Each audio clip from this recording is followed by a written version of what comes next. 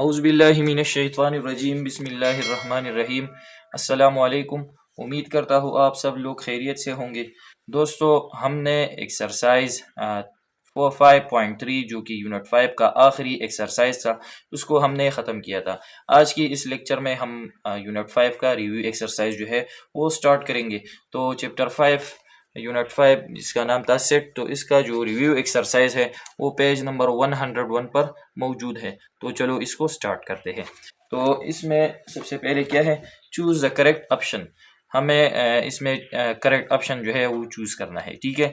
तो इसमें पहला क्या है, पार्ट ए क्या है, in dash form of a set characteristic of a number और element of a particular set और डिस्क्राइब।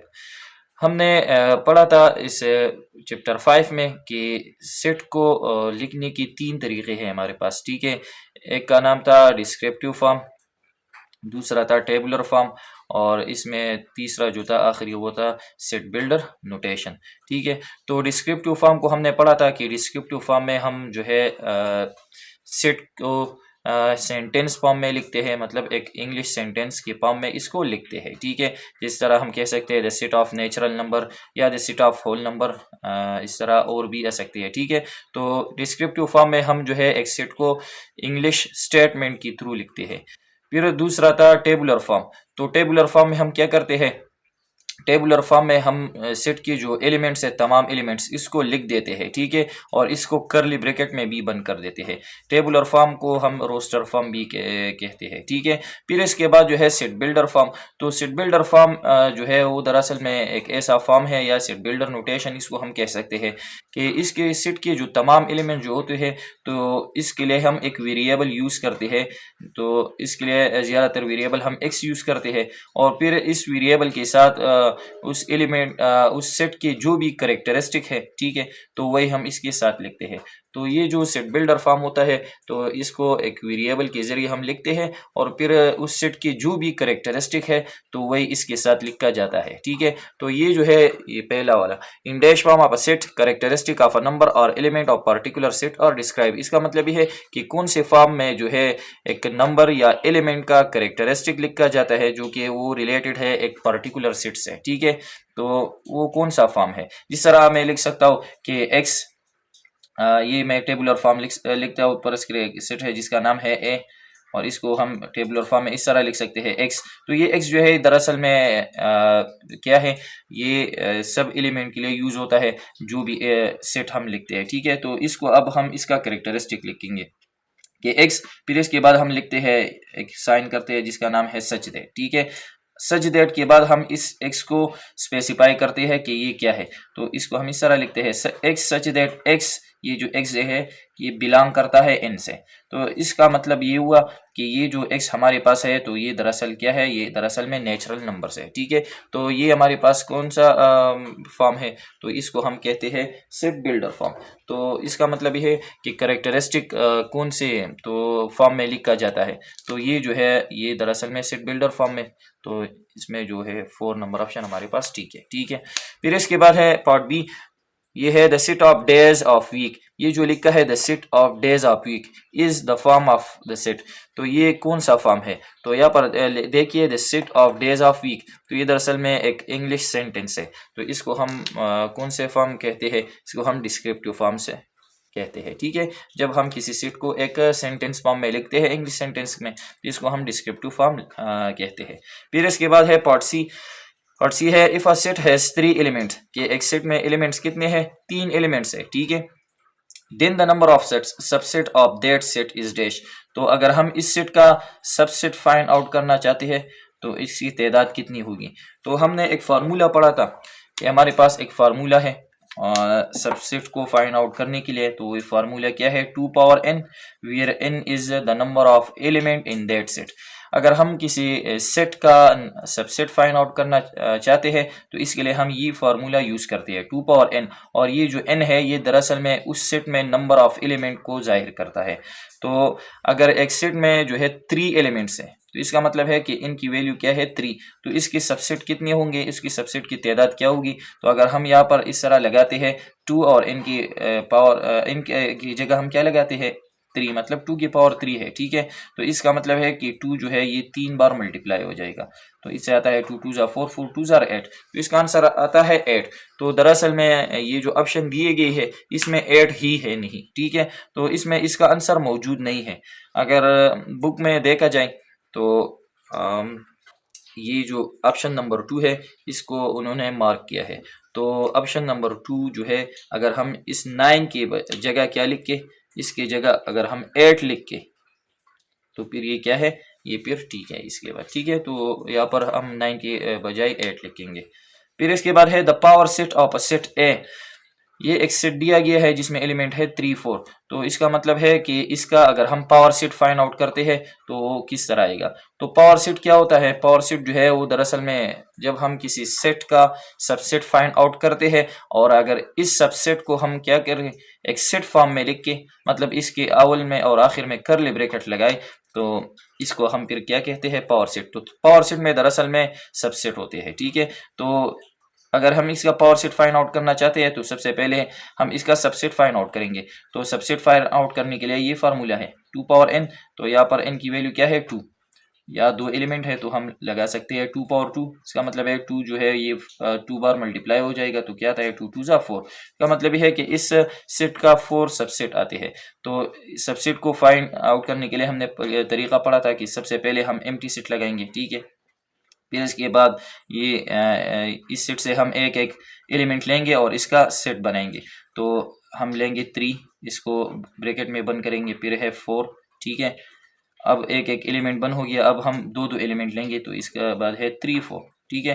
तो यहाँ पर कितनी बन गई 1 2 3 4। तो ये हमारे पास सबसेट बन गई। अगर इस सबसेट की अव्वल में और लास्ट में हम क्या लगाएंगे, एक कर्ली ब्रैकेट, तो ये जो है ये एक सेट बन गया जिसमें क्या है, सबसेट है। इस सेट में अंदर सबसेट है, तो इसको फिर हम क्या कहते हैं, पावर सेट। तो इसका पावर सेट यही है। तो इसमें हमारे पास जो पहला वाला ऑप्शन है एम्प्टी 3 4 एंड 3 4, तो ये ऑप्शन हमारे पास ठीक है। तो ये था इसका पार्ट डी। अब इसका है पार्ट ई। तो पार्ट ई है dash is not the subset of prime number up to 10। मतलब ये है, अगर हम प्राइम नंबर अप टू 10 ले लेते हैं, ठीक है। तो प्राइम नंबर अप टू 10 कौन सी नंबर है प्राइम, तो सबसे पहला प्राइम नंबर जो है वो है 2, फिर इसके बाद है 3, ठीक है। 2 है, 3 है, फिर है 5, फिर है 7, फिर इसके बाद है 11। तो 11 जो है वो 10 से ज़्यादा है, ग्रेटर देन है, ठीक है। तो यहाँ पर है कि अगर हम 10 तक जो प्राइम नंबर है अगर उनको ले ले और अगर इसका हम सबसेट बना लेते हैं, ठीक है। तो इसमें कौन सा ऐसा सबसेट है जो कि प्राइम नंबर अप टू 10, ये जो है 2 से लेकर 7 तक, तो वो इसका सबसेट नहीं है। तो अगर यहाँ से देखा जाए तो ये है 5, ये एक सेट बना हुआ है 5, तो ये इसका सबसेट है क्योंकि यहाँ पर 5 है, यहाँ पर भी है, ठीक है। फिर है 3, तो यहाँ पर है, तो ये भी इसका सबसेट है। फिर है 2, तो 2 यहाँ है, ये भी इसका सबसेट है। फिर यहाँ है 11, तो अब यहाँ पर 11 नहीं है, ठीक है, क्योंकि ये जो है ये अप टू 10 प्राइम नंबर है और ये 11 जो है ये ग्रेटर देन 10 है। तो इसका मतलब ये हुआ ये जो 11 है ये इसका सबसेट नहीं है। तो इसमें ये पूछा गया है कि इसमें कौन सा सबसेट इसका नहीं है, तो इसका है पार्ट 4, ऑप्शन नंबर 4 इसमें ठीक है। फिर है the tabular form of set. मतलब ये है कि ये हमारे पास एक सेट है जो कि सेट बिल्डर नोटेशन में है। तो अगर इसका हम टेबुलर फॉर्म, मतलब इसका अगर हम एलिमेंट्स लिखे तो इसका एलिमेंट किस तरह आएंगे, ठीक है, क्योंकि टेबुलर फॉर्म में हम सेट के एलिमेंट जो है वो लिख लेते हैं। तो पहले हम इसको देखेंगे कि इसका मतलब क्या है। इसका मतलब है एक्स, जो कि एक सेट की जितनी भी एलिमेंट है तो इसको डिनोट किया है एक्स से। फिर इसका जो है स्पेसिफिकेशन यहाँ पर दिया गया है, इसका जो भी करेक्टरिस्टिक है तो ये इसकी बात है। तो ये है एक्स सच दैट। फिर सच दैट की बात क्या है कि ये जो एक्स है, एक्स बिलोंग टू जेड, ये जो एक्स है ये जेड से बिलोंग करता है। तो हम जेड को देखेंगे कि जेड का मतलब क्या है। तो जेड का मतलब है सेट ऑफ इंटीजर्स, ठीक है। तो सेट ऑफ इंटीजर्स जो है इसको हमने पढ़ा था कि इसमें दरअसल में 0 होता है, 0 की राइट साइड पॉजिटिव नंबर्स होते हैं और लेफ्ट साइड नेगेटिव। तो इसको हम इस तरह लिख सकते हैं, ठीक है, कि 0 यहाँ पर हम लिखेंगे +1 +2 +3 +4 एंड सो ऑन। और इसकी जो लेफ्ट साइड है इस पर है -1 -2 -3 -4 एंड सो ऑन। ठीक है, तो ये हमारे पास है सेट ऑफ इंटीजर। तो यहाँ पर है x such that x belong to z, मतलब x जो है ये बिलोंग करता है सेट ऑफ इंटीजर से। लेकिन फिर यहाँ पर है एंड के बाद क्या है, यहाँ पर इस पर रिस्ट्रिक्शन लगा हुआ है कि कौन से इंटीजर्स है। ठीक है, सब के सब यहाँ पर नहीं है। एंड के बाद यहाँ पर कुछ नंबर्स इससे लिए गई है। तो ये है x इज ग्रेटर देन -4, मतलब ये है कि -4 से जितनी भी ग्रेटर इंटीजर्स है तो वो सब इसमें है। तो यहाँ पर है -4, तो अगर हम राइट साइड जाना चाहते हैं तो ये नंबर क्या हो जाते हैं, ये ग्रेटर हो जाते हैं। तो अगर हम -4 से राइट साइड जाना चाहते हैं तो ये -4 से ग्रेटर है, और अगर -4 से हम लेफ्ट साइड जाना चाहते हैं तो ये फिर क्या है, -4 से स्मॉलर है। तो यहाँ पर है ग्रेटर देन, तो ग्रेटर देन का मतलब है कि -3 -2 -1, और यहाँ पर कोई मतलब इसके कोई लिमिट नहीं दिया है। यहाँ पर सिर्फ है x इज ग्रेटर देन -4 के -4 से सब ग्रेटर नंबर लेने हैं। तो -3 -2 -1 0 1 2 3 4 एंड सो ऑन। तो अगर पहला ऑप्शन देखिए -3 -2 -1 0 1 2 3 4 5 एंड सो ऑन, तो इसमें ये पहला वाला ऑप्शन क्या है, ये ठीक है। और ये गलत है क्योंकि ये जो है ये तो एक सेट शक्ल में है। ठीक है, सबसेट बनाई गई है, तो ये गलत है। तो इसमें पहला ऑप्शन ठीक है। फिर इसके बाद है पार्ट जी है the commutative property of set with respect to intersection is dash. Commutative property with respect to intersection, इसमें कौन सा ऑप्शन ठीक है। तो कम्यूटेटिव प्रॉपर्टी को हमने पढ़ा था कि अगर हमारे पास दो सेट हो, चलो मैं एक लिखता हूँ ए और बी, तो अगर हम इसकी यूनियन की बात करते हैं तो इसमें दो साइड होते हैं with respect to commutative property with respect to union. तो इस तरह आता है कि ए यूनियन बी बराबर होता है बी यूनियन ए, कि अगर हम इसका जो है ऑर्डर चेंज करें तो इसका आंसर सेम आता है। अगर इंटरसेक्शन की लिहाज से बात करते हैं तो इसका ये बराबर होता है ए इंटरसेक्शन बी, ये बराबर होता है बी इंटरसेक्शन ए। ठीक है, तो यहाँ पर है कि commutative property with respect to intersection, कौन सा ऑप्शन इसमें ठीक है। तो इसमें जो है ये लास्ट वाला ऑप्शन जो है 4, ये ठीक है, क्योंकि ए इंटरसेक्शन बी बराबर होता है बी इंटरसेक्शन ए का। फिर इसके बाद है पार्ट एच है if U is equal to, एक यूनिवर्सल सेट है हमारे पास। ठीक है, तो इसमें एलिमेंट कौन से हैं, 1 से लेकर 10 तक, 1 2 3 4 5 6 7 8 9 10। ठीक है, ये यूनिवर्सल है। इसके साथ एक ए सेट दिया गया है जो कि इसका सबसेट है। फिर क्या है, देन कम्प्लीमेंट ऑफ ए, कि इस ए का हम कम्प्लीमेंट फाइंड आउट करेंगे। तो कम्प्लीमेंट को हमने पढ़ा था कि अगर हम कम्प्लीमेंट को इस तरह जाहिर करते हैं ए कम्प्लीमेंट, तो अगर हम किसी सेट का कम्प्लीमेंट फाइंड आउट करना चाहते हैं तो इसको हम किस तरह फाइंड आउट करते हैं, यूनिवर्सल डिफरेंस ए। यूनिवर्सल से हम इस सेट का डिफरेंस लेंगे तो वो क्या है, वो ए कम्प्लीमेंट है, उस सेट का कम्प्लीमेंट फाइंड आउट होता है।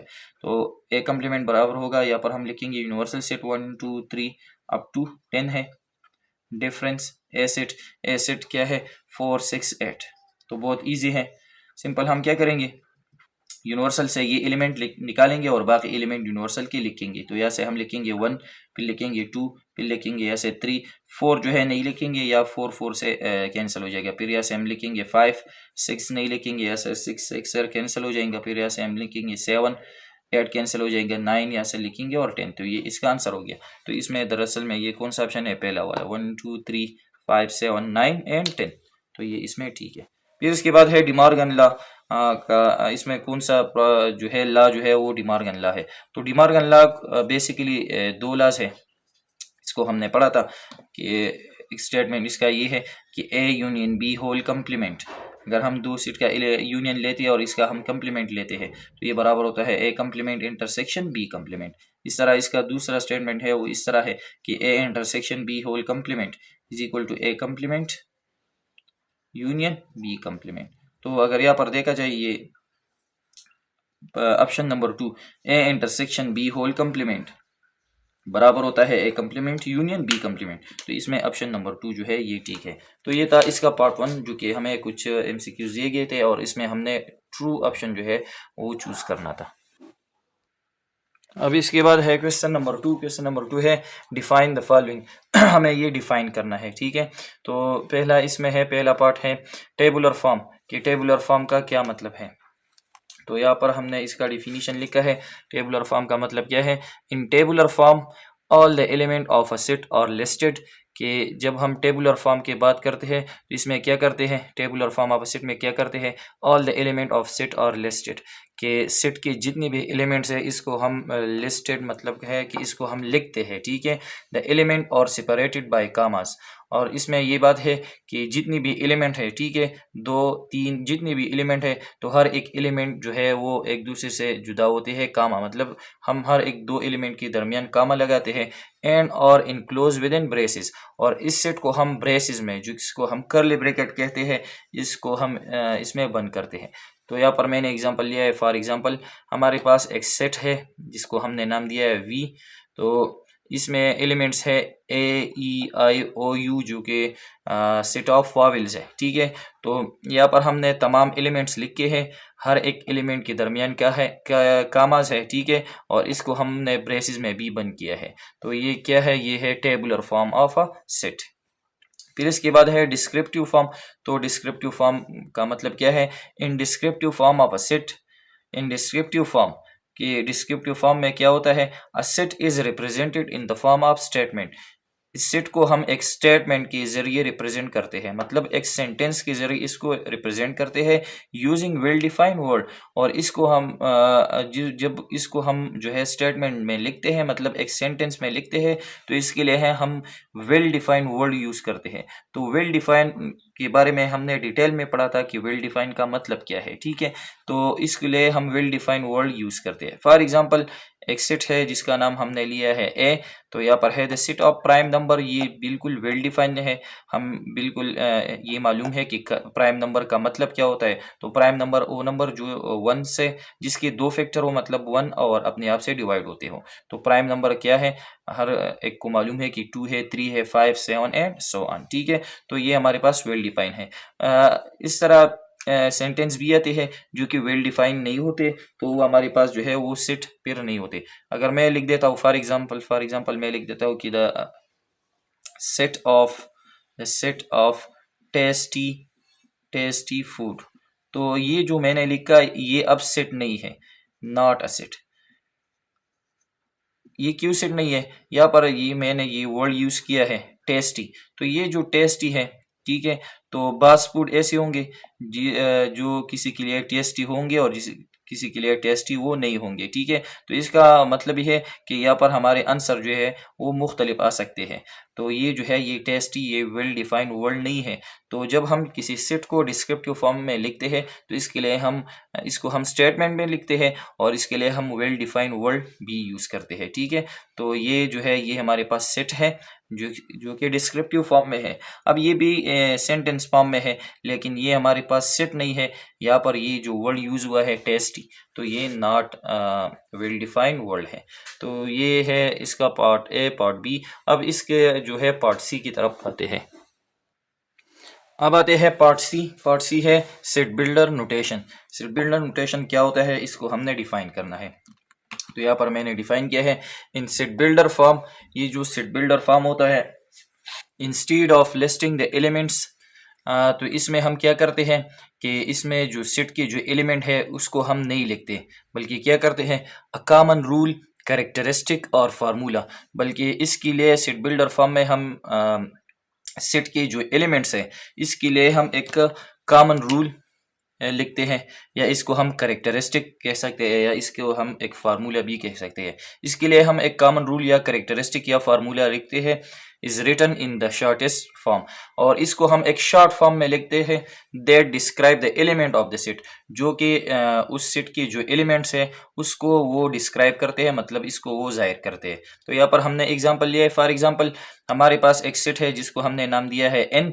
तो यहाँ पर हमने क्या लिखा है, तमाम एलिमेंट के लिए हमने वेरिएबल यूज किया है, ठीक है, x। तो ये जो x है ये अब इसको हम कॉमन रूल या करेक्टरिस्टिक या फार्मूला, तो इसको x को हम कहते हैं कि ये x जो है ये हमें तमाम सेट की जितनी भी एलिमेंट्स है तो इसको हम x जो है इसको जाहिर करता है, ठीक है।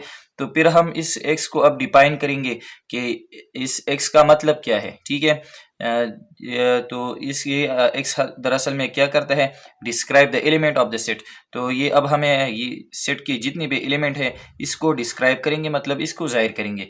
तो यहाँ पर है x सच दैट, ठीक है। तो ये जो निशान है ये यूज होता है सच दैट के लिए, या इसको हम इस तरह भी लिख सकते हैं सच दैट, ठीक है। तो x इस एक्स को हम अब डिफाइन करेंगे कि एक्स क्या है, सच दैट ये जो दरअसल में ये जो है X such that X belong to N, मतलब ये है कि ये जो एक्स हमने लिखा है तो ये क्या है, दरअसल में ये एक्स जो है ये बिलोंग करता है, ताल्लुक रखता है किससे, एन से। तो यहाँ पर एन जो है ये हमें मालूम है कि एन का मतलब क्या है, इनका मतलब है सेट ऑफ नेचुरल नंबर, कि इसमें नेचुरल नंबर जो है वो मौजूद है।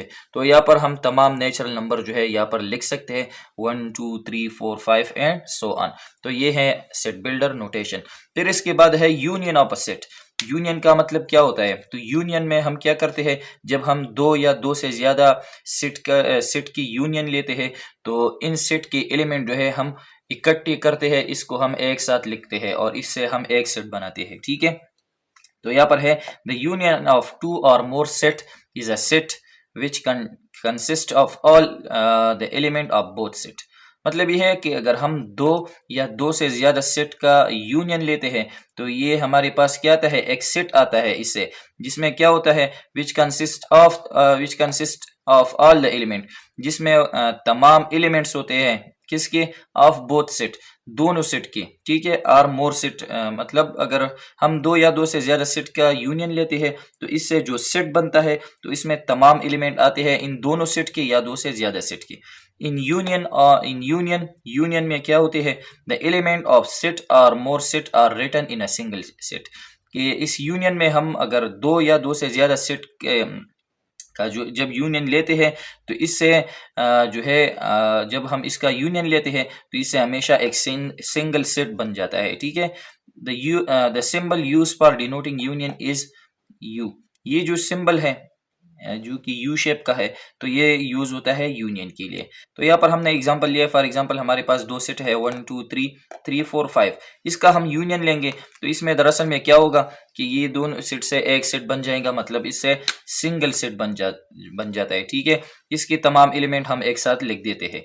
तो ए सेट ये है, बी सेट ये है, देन ए यूनियन बी। तो हम इसको अब एक साथ लिखेंगे, लेकिन इसमें ये बात भी जरूरी है कि अगर दोनों सेट में एक एलिमेंट दोनों में कॉमन है तो इसको हम एक बार लिखेंगे। तो यहाँ पर 3 दोनों में है तो 3 को हम एक बार लिखेंगे, से हम लेंगे 1 2 3 दोनों में है तो 3 एक बार लिखेंगे, 4 5।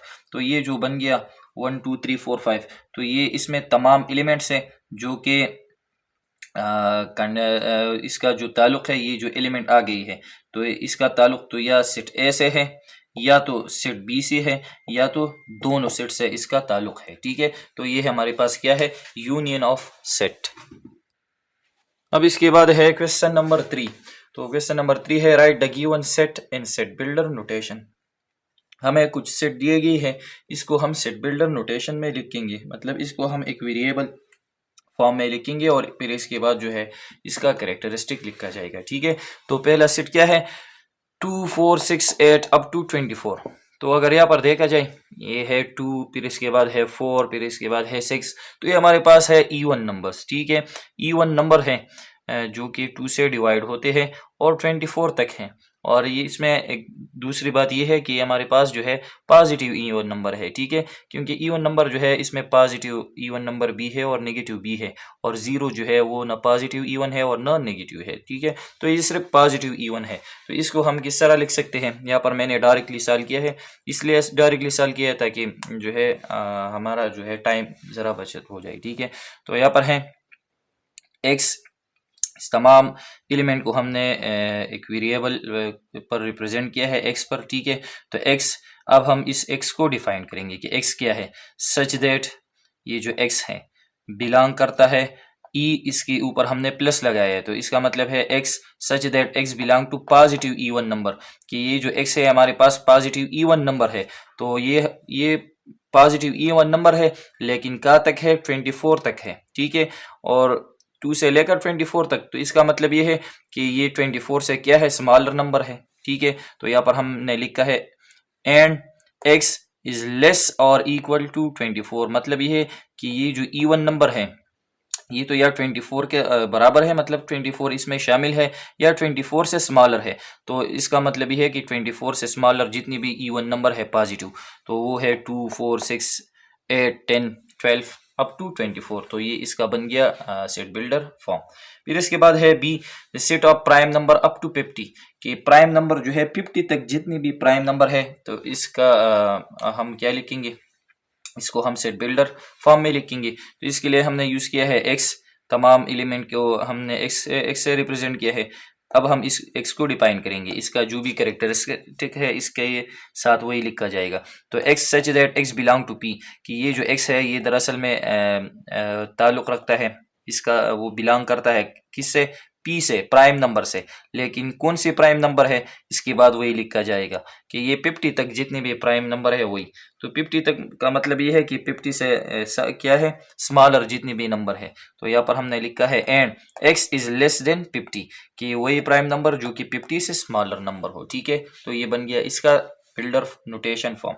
फिर इसके बाद है पार्ट सी। पार्ट सी है the set of natural number up to 20, कि 20 तक जितनी भी नेचुरल नंबर है तो इसका सेट, मतलब 20 बी इसमें है 20, दरअसल में बी क्या है, नेचुरल नंबर है। तो यहाँ पर हमने लिखा है X such that X belong to N, कि एक्स का ताल्लुक जो है वो नेचुरल नंबर से है, लेकिन कहाँ तक है, एंड एक्स इज लेस और इक्वल टू 20, कि वही नेचुरल नंबर जो कि 20 बी इसमें है या 20 से स्मॉलर। टू 20 से स्मॉलर कितने हैं, 1 से लेकर 19 और 20। ठीक है, फिर इसके बाद है पार्ट डी, तो वह है 5, 10, 15, 20 अप टू 50। अगर यहाँ पर देखा जाए ये जो नंबर बने हैं 5 से 10, तो ये क्या है, मल्टीपल ऑफ 5 है। 5 1 जार 5, 5 2 जार 10, 5 3 जार 15, 5 4 जार 20, 5 5 जार 25 अप टू 50। मतलब ये है कि इसमें तमाम जो है मल्टीपल ऑफ 5 है, लेकिन कहाँ तक है, 50 तक। तो इसको हमने इस तरह लिखा है X such that x is a multiple of 5, कि इसमें मल्टीपल ऑफ 5 है लेकिन कहाँ तक है, अप टू 50, 50 तक जितनी भी मल्टीपल ऑफ 5 है तो वो सब इसमें शामिल है। तो ये बन गया इसका सेट बिल्डर नोटेशन। अब आते हैं क्वेश्चन नंबर 4 की तरफ। क्वेश्चन नंबर 4 है right the given sets in descriptive form. यहाँ पर हमें कुछ सेट दिए गए हैं, इसको हम डिस्क्रिप्टिव फॉर्म में लिखेंगे, मतलब इसको हम एक सेंटेंस फॉर्म में लिखेंगे। तो सबसे पहला है इसमें X such that X belong to W. X जो है ये एलिमेंट रिप्रेजेंट करता है, कौन से एलिमेंट, जो कि बिलोंग करता है डब्ल्यू से। डब्ल्यू का मतलब सेट ऑफ होल नंबर, लेकिन कौन से होल नंबर है, and x is less than 20, वही होल नंबर है जो कि 20 से स्मॉलर हो। ठीक है, तो इसको हम इस तरह लिख सकते हैं, the set of whole number less than 20, ये इसका बन गया डिस्क्रिप्टिव फॉर्म। तो इसका मतलब है कि वही होल नंबर जो कि स्मॉलर देन 20 है। ठीक है, फिर यहाँ पर पार्ट बी है 7 9 11 13 एंड सो ऑन। तो अगर यहाँ पर देखा जाए तो पहला है 7, फिर इसके बाद है 9, फिर इसके बाद है 11। तो ये हमारे पास है दो तरह की नंबर है हमारे पास, इवन और ऑड। तो ये जो है ये 2 से डिवाइड नहीं होते हैं, जिस तरह हम कहते हैं 1 3 5 7 9 11 13, तो ये हमारे पास है ऑड नंबर। तो ये हमारे पास है odd number 7 9 11 13 and so on. ठीक है, तो इसको हम इस तरह लिख सकते हैं, लेकिन ये जो ऑड नंबर है ये 7 से स्टार्ट हुए और आगे की तरफ जा चुकी है, मतलब इनफाइनाइट है। ठीक है, तो इसको हम इस तरह लिख सकते हैं the set of odd number greater than 5, कि इसमें ये जो ऑड नंबर है ये वही ऑड नंबर है जो कि ग्रेटर देन 5 है। तो यहाँ पर ये देखा जाए तो ये ग्रेटर देन 5, तो ग्रेटर देन 5 ऑड नंबर जो है वो कौन सा है, तो स्टार्ट होता है 7 से, और ग्रेटर देन 5 इसमें तमाम ऑड नंबर है, तो ये भी तमाम ऑड नंबर है जो कि ग्रेटर देन 5 है। ये सेट ऑफ जो है प्राइम नंबर नहीं है, क्योंकि इसमें जो है 9 है, तो 9 जो है ये प्राइम नहीं है, लेकिन ये तमाम की क्या है, ऑड नंबर्स है। ठीक है, अगर इसमें 9 न होता तो फिर ये क्या होता, the set of prime number greater than 5 होता। ठीक है, फिर इसके बाद है पार्ट सी जो है 4 8 12 16 20। तो अगर यहाँ पर देखा जाए तो ये है 4, फिर इसके बाद है 8 12। तो ये दरअसल में 4 का टेबल है, 4 1 jar 4, 4 2 jar 8, 4 3 jar 12, 4 4 jar 16, 4 5 jar 20। तो इसको हम क्या कहते हैं, मल्टीपल। ठीक है, तो द सेट ऑफ मल्टीपल, तो ये मल्टीपल है, किसके मल्टीपल है, 4 के मल्टीपल है। The set of multiple of 4, लेकिन कहाँ तक है, 20 तक, अप टू 20। ठीक है, फिर इसके बाद है D, y is a composite number. y जो है ये कंपोजिट नंबर है, जो कि हमें कंपोजिट, तो दो तरह की नंबर है, एक है प्राइम जिसके दो डिवाइजर है। ठीक है, जिनकी दो फैक्टर होते हैं 1 एंड द नंबर इटसेल्फ, और कंपोजिट वो नंबर होते हैं जिनकी 2 से ज्यादा फैक्टर होती है, तो इसको हम कंपोजिट नंबर बोलते हैं। तो यहाँ पर है, यहाँ पर इस पर कंडीशन लगे है, तो सबसे पहले हम इस y को देखेंगे दरमियान में जो लिखा है। तो यहाँ पर है बुक में इस तरह है कि y लेस देन और इक्वल टू 11 लेस देन और इक्वल टू 24। तो ये जो लिखा है ये गलत है, ठीक है। इसको हम कर देते हैं ग्रेटर और इक्वल टू। इसका मतलब ये है कि वही कंपोजिट नंबर है जो कि ग्रेटर देन और इक्वल टू 11 है या 11 से ग्रेटर है, लेकिन स्मॉलर और इक्वल टू 24। मतलब है कि 11 से लेकर 24 तक जितने भी कंपोजिट नंबर है तो इसमें ये शामिल है। और यहाँ पर इन दोनों की इक्वल लगा है तो ये दोनों भी इसमें शामिल है। लेकिन यह 11 इसमें शामिल नहीं हो सकता, क्योंकि 11 जो है वो खुद जो है वो कंपोजिट नहीं नंबर नहीं है बल्कि प्राइम। और 24 इसमें शामिल है क्योंकि इसमें जो है 24 जो है वो कंपोजिट है। तो यहाँ से हम ये इक्वल भी हटा देते हैं, ठीक है। तो इसका मतलब है the set of composite number from 11 से लेकर टू 24 तक, तो इसमें वो कंपोजिट नंबर आते हैं। तो ये इसका है पार्ट डी। अब आते हैं क्वेश्चन नंबर 5 की तरफ। क्वेश्चन नंबर 5 है right the given set into tabular form. हमें कुछ सेट गिवन है, इसको हम टेबुलर फॉर्म में लिखेंगे। मतलब इसके जितने भी एलिमेंट है वो सब हम लिखेंगे। तो पहला क्वेश्चन इसमें है the set of multiple of 9 greater than 12 and less than 100। कि हमें 9 की जो मल्टीपल है वो लिखने हैं जो कि ग्रेटर देन 12 है और लेस देन 100। तो मल्टीपल का मतलब होता है जब हम किसी नंबर का टेबल लिखते हैं तो इसको हम क्या बोलते हैं, इस नंबर के जितना भी टेबल है इसको हम मल्टीपल कहते हैं, ठीक है। तो यहाँ पर है कि हम 9 की टेबल लिखेंगे, लेकिन कौन से मल्टीपल इसके लिखेंगे जो कि ग्रेटर देन 12 है। तो अगर हम 9 का टेबल पढ़ते हैं तो सबसे पहले हम कहते हैं 9 1 जार 9, ठीक है, और 9 2 जार 18। तो अब ये जो 9 है ये तो लेस देन 12 है, 9 1 जार 9 लेस देन 12 है, लेकिन 9 2 जार 18 जो होता है वो ग्रेटर देन 12 है। तो यहाँ पर है कि greater than 12 and less than 100 लिखेंगे। तो यहाँ पर मैंने लिखा है 18 जो कि 9 की टेबल में आ रहा है, 27 है, 36 45 54 63 72 81 90 और फिर इसके बाद है 99। तो ये क्या है लेस देन 100। तो ये ऐसी नंबर है जो कि ग्रेटर देन 12 है और इस साइड से क्या है लेस देन 100 है। तो ये बन गए मल्टीपल ऑफ 9। तो इसको हमने इसकी तमाम एलिमेंट हमने लिख दिए, हर एक एलिमेंट के दरमियान का क्या है कामा है, और इसको हमने कर्ली ब्रैकेट में भी बंद किया है। तो ये क्या बन गया टेबुलर फॉर्म।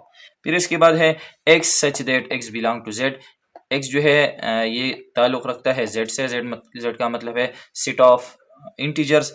फिर यहाँ पर कंडीशन लगा है एंड के बाद हम यहाँ x की तरफ आएंगे, ठीक है। तो यहाँ पर है x, यहाँ पर है ग्रेटर और इक्वल टू -5। मतलब ये है कि ये ऐसे इंटीजर है जो कि ग्रेटर देन और इक्वल टू -5, कि या तो -5 की बराबर है या -5 से ग्रेटर है। और यहाँ पर है लेस और इक्वल टू 20। मतलब ये है कि ऐसे इंटीजर जो कि 5 -5 की बराबर है या ग्रेटर देन -5 है, लेकिन 20 से स्मॉलर है या 20 की बराबर है। बुक में यहाँ पर लिखा है, इस तरह लिखा है, ठीक है। तो ये बुक में जो ये लिखा है कि x इज ग्रेटर और इक्वल टू -5, और फिर यहाँ पर फिर भी लिखा है ग्रेटर और इक्वल टू -20। तो ये क्या है, ये इसमें गलत है, ठीक है। तो इसको हम इस तरह नहीं लिखेंगे, इसको हम इस तरह लिखेंगे कि -5 से लेकर 20 तक और -5 और 20 भी इसमें शामिल है। तो इसको हमने लिखा -5, तो इससे x जो है फिर -5 से ग्रेटर है। तो -5 से ग्रेटर क्या है -4 -3 -2 -1 0 1 2 3 4 अप टू 20 इसमें शामिल है। तो अगर इस पर यहाँ पर देखा जाए ये जितनी भी नंबर इसमें -5 और 20 शामिल है, तो -5 से ये नंबर ग्रेटर है, लेकिन 20 से ये नंबर क्या है स्मॉलर है। तो ये बन गया इसका टेबुलर फॉर्म। फिर इसके बाद है set of odd number up to 30, कि ऑड नंबर हम लिखेंगे 30 तक। तो ऑड नंबर स्टार्ट होते हैं 1 से, वो नंबर जो 2 से डिवाइड नहीं होते तो होते हैं ऑड नंबर। तो हम लिखेंगे 1 3 5 अप टू 29। 30 इसमें नहीं लिखेंगे क्योंकि 30 जो है वो ऑड नंबर नहीं है। तो 1 से लेकर 29 तक। फिर इसके बाद है x such that x belong to E, कि x हमारे पास एलिमेंट से जिसका ताल्लुक है ई से। ई का मतलब है सेट ऑफ E1 नंबर। तो E1 नंबर जो है वो है 0 2 4 6 जो कि 2 से डिवाइड होते हैं एंड सो ऑन, ठीक है। यहाँ पर हमें ये नहीं दिया गया है कि ये पॉजिटिव है या नेगेटिव, तो इसके साथ हम प्लस माइनस भी लिख सकते हैं, ठीक है, क्योंकि इसमें तमाम E1 नंबर आ सकते हैं, ठीक है। तो ये इसका आंसर हो गया।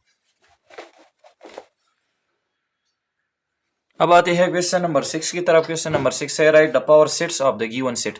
हमें कुछ सेट दिए गए हैं, इसका हम जो है पावर सेट जो है वो फाइंड आउट करेंगे। तो इसमें जो पहला क्वेश्चन है, चलो इसको सॉल्व करते हैं। पार्ट ए है, इसमें एक सेट है, इसमें एलिमेंट है 1 2 3। तो इसका हम पावर सेट जो है वो फाइंड आउट करेंगे। तो सबसे पहले हम इसको डिनोट करते हैं, एक सेट को हम एक नाम देते हैं। फर्ज करें हम इसको नाम दिया है ए, इसको हम डिनोट करते हैं ए से। तो इसका एलिमेंट क्या है, इसमें 1 2 3। अब हम इसका पावर सेट जो है वो फाइंड आउट करेंगे। तो पावर सेट को हमने पढ़ा था कि जब हम किसी सेट का सबसेट फाइंड आउट करते हैं और इस सबसेट को अगर हम सेट फॉर्म में लिखते हैं तो इसको फिर क्या कहते हैं, पावर सेट। ठीक है, तो सबसे पहले हम इसका जो है क्या फाइंड आउट करेंगे, सबसेट। तो सबसेट के लिए फार्मूला है 2 पावर n। तो वह है n की जरूरत होती है, तो n का मतलब है नंबर ऑफ एलिमेंट। तो इसमें नंबर ऑफ एलिमेंट किया है here n is equal to 1 2 3। तो इसमें 3 एलिमेंट है, तो इसका मतलब ये हुआ कि नंबर ऑफ, या हम लिख सकते हैं कि नंबर ऑफ सबसेट, इसका सबसेट कितने बनते हैं। ठीक है, तो इसके लिए फार्मूला है 2 पावर n। अब यहाँ हम लगाएंगे 2 पावर n की जगह हम लगाएंगे 3। मतलब यह है कि 2 जो है 3 बार मल्टीप्लाई हो जाएगा। तो इसका मतलब है कि अगर हम 2 को 3 बार मल्टीप्लाई करते हैं तो इसका आंसर आता है 8। तो इसके जो टोटल सबसेट बनते हैं वो बनते हैं 8। अब हम उस सबसेट को फाइंड आउट करेंगे और फिर इस सबसेट को हम एक सेट फॉर्म में लिखेंगे। मतलब इसके अव्वल में और आखिर में कर्ली ब्रैकेट लगाएंगे, जो कि क्या रिप्रेजेंट करता है, हमें हमें रिप्रेजेंट करता है पावर सेट। ठीक है, तो चलिए इसको फाइंड करते हैं, इस सबसेट को। तो हमने पढ़ा था कि सबसे पहले अगर हम सबसेट फाइंड आउट करते हैं तो सबसे पहले हम क्या लिखते हैं, एम्प्टी सेट। तो ये एम्प्टी सेट को हम इस से सिंबल से डिनोट करते हैं, जो कि है पाई। पाई से हम डिनोट करते हैं। फिर इसमें जो है 3 एलिमेंट्स है, तो सबसे पहले हम एक एलिमेंट का जो है सेट बनाएंगे। तो यहाँ से हम लिखेंगे 1, इसको हम बर्न करेंगे कर्ली ब्रैकेट में। फिर यहाँ से हम लेंगे 2, इसी तरह हम लेंगे 3। ठीक है, तो ये इसके बन गई सिंगलटन सेट। इसमें टोटल एलिमेंट है 3। तो सबसे पहले हम एक एक एलिमेंट लेंगे, फिर हम दो दो एलिमेंट लेंगे और फिर बाद में हम तीनों लगाएंगे। ठीक है, तो अब दो दो एलिमेंट बनाते हैं। तो हम लिखेंगे 1 2 1 2। ठीक है, फिर 1 को हम लेंगे 3 के साथ 1 3। ठीक है, फिर इसी तरह 1 और 3 से आगे अगर कोई नंबर हो तो 1, तो 3 से आगे कोई नंबर नहीं है तो 1 का नंबर जो है वो ख़त्म हो गया। अब हम आते हैं 2 की तरफ। तो फिर हम लेंगे 2 और इसके साथ क्या लेंगे, 3। तो ये बन गया 2 3। तो दो दो एलिमेंट वाला जो सेट है वो भी बन गया। फिर आखिर में हम ये जो तीनों एलिमेंट है वही लिखेंगे 1 2 और 3। तो ये हमारे पास बन गए 1 2 3 4 5 6 7 8। हमारे पास टोटल सबसेट बन गई 8।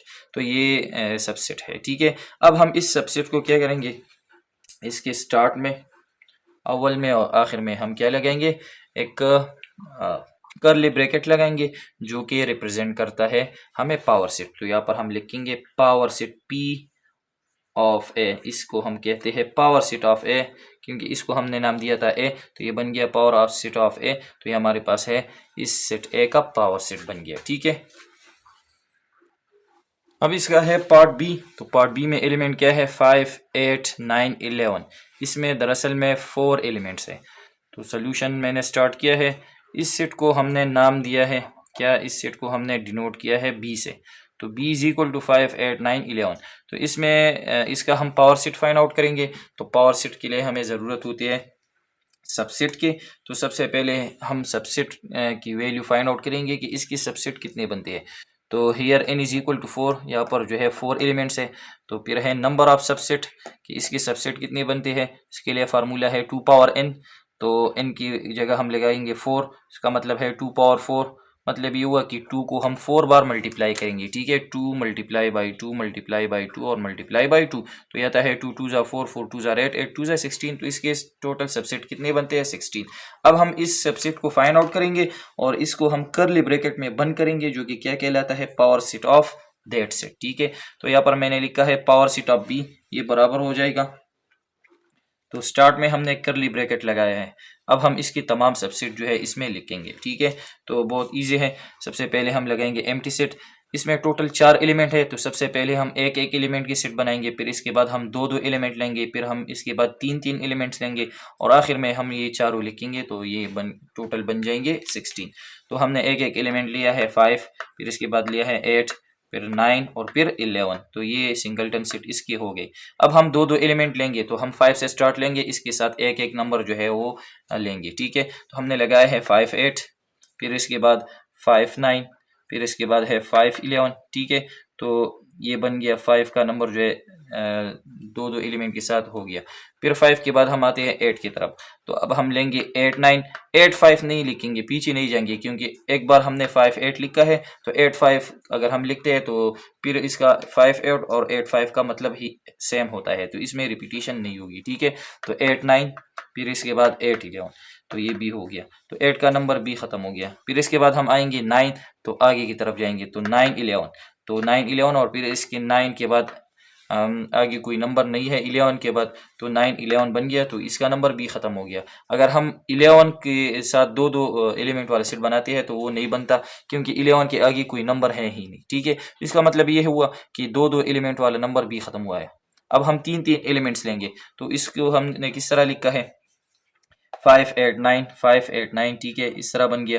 फिर हम इसको इस तरह भी लिख सकते हैं, 5 8 9 को स्किप करेंगे और हम इस तरह लिखेंगे 5 8 11, तो 5 8 11, ठीक है। फिर इसको हम इस तरह भी लिख सकते हैं, अगर हम 8 को स्किप करें तो हम लिख सकते हैं 5 9 11, तो 5 9 11, तो इसको हमने लिख दिया। अब हम इस 5 को स्किप करते हैं, तो हम यहाँ पर लगेंगे 8 9 11 8 9 11, तो ये बन गया। तीन तीन एलिमेंट्स वाले जो सेट है वो भी बन गई, इसमें और नहीं बन सकती। और आखिर में हम ये लगाएंगे 5 8 9 11, तो ये इसकी जो है टोटल सबसेट फाइंड आउट हो गई। अगर हम इसको काउंट करते हैं तो ये टोटल बनते हैं 16, 1 2 3 4 5 6 7 8 9 10 11 12 13 14 15 और 16, तो ये बन गया इसका पावर सेट। फिर इसके बाद है पार्ट सी, तो इसमें एक एलिमेंट है 0। तो सोल्यूशन इसको हमने डिनोट किया है सी से, तो इसमें एक एलिमेंट है, here n is equal to 1, मतलब इसमें एक एलिमेंट है। नंबर ऑफ सबसेट के लिए फार्मूला है 2 पावर n, तो n की जगह हम लगाएंगे 2 पावर 1, तो हर एक नंबर का पावर 1 होता है, ठीक है। तो इसका मतलब ये होता है 2 पावर 1 का मतलब फिर भी ये क्या है 2, तो इसके टोटल कितनी सबसेट बनते हैं 2।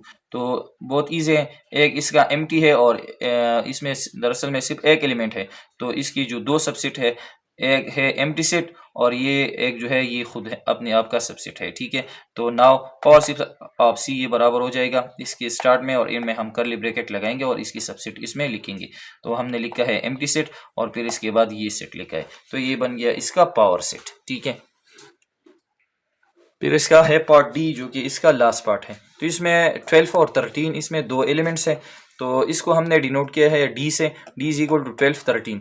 तो इसमें दरअसल में इन की वैल्यू क्या है 2, यहाँ पर दो एलिमेंट है, तो नंबर ऑफ सबसेट इसके कितने सबसेट बनते हैं, तो इसके लिए फार्मूला है 2 पावर n, तो n की जगह हम लगाएंगे 2 पावर 2, तो 2 को हम 2 बार मल्टीप्लाई करेंगे तो क्या आता है 4, ठीक है, 2 2 जा 4 आता है। इसका हम पावर सेट फाइंड आउट करेंगे, ठीक है। तो पावर सेट के लिए क्या तरीका है कि इसका हम जो है 4 सबसेट फाइंड आउट करेंगे, तो बहुत इजी है। Power set of D equal होगा, यहाँ पर हम कर्ली ब्रैकेट लगाएंगे, तो इसमें अब हम क्या लिखेंगे, इस सेट का जो तमाम सबसेट है उसमें हम लिखेंगे। तो सबसे पहले हम लगाएंगे एम्प्टी, फिर इसके बाद हम एक एक सेट बनाएंगे, तो यहाँ से हम लिखेंगे 12 कामा, फिर लिखेंगे 13, फिर कामा, फिर ये दोनों लिखेंगे 12 और 13, और इसके लास्ट में हम कर्ली ब्रैकेट लगाएंगे, तो ये बन गए 1 2 3 4। तो इसके टोटल सबसेट कितने हैं 4 है, और इसको हमने कर्ली ब्रैकेट में बंद किया है, तो ये हमें क्या रिप्रेजेंट करता है पावर सेट, ठीक है। तो ये इसका आखिरी पार्ट था। तो रिव्यू एक्सरसाइज में क्वेश्चन 6 तक जो क्वेश्चन थे इसको हमने सॉल्व किए, तो उम्मीद करता हूँ ये आप लोगों को समझ आ गई होगी इंशाल्लाह। इसके बाद जो इसका जो नेक्स्ट क्वेश्चन है रिव्यू एक्सरसाइज की, तो इसको हम नेक्स्ट लेक्चर में देखेंगे। अगर इसमें कोई भी मसला हो तो आप पूछ सकते हैं। थैंक्स।